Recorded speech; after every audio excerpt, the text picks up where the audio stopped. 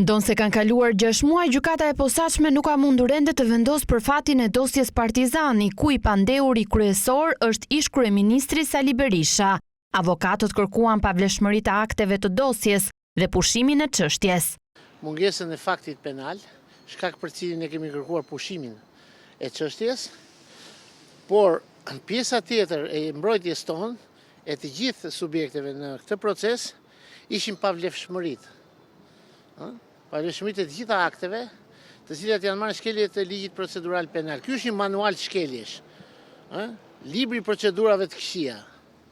Kjo dosje, në të cilën gjen akte të pakomunikuara, ekspert të palicencuar, firma të falsifikuara, të cilat prokurori dëgjon dhe hesht.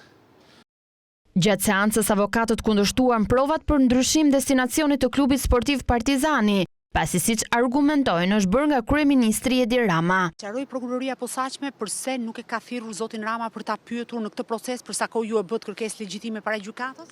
Po ju e dini që prokurorët nuk kanë dhënë ndonjëherë përgjigje. Ata kanë kodin e heshtjes kur flasim ne dhe pastaj kanë atë akuzën e tyre. Gjykata pasi dëgjoi avokatët shtyu seancën për në datën 23 prill për argumentat e avokatit të fundit, i cili mungonte për arsye shëndetësore. Genc Gjokutaj u kujdes që të sqaronte se procesi nuk u shty qëllimisht. Kryedemokrati Sali Berisha akuzohet për korrupsion, sa i përket favorizimit të dhëndrit të tij maltezi në privatizimin e ish klubit sportiv Partizani.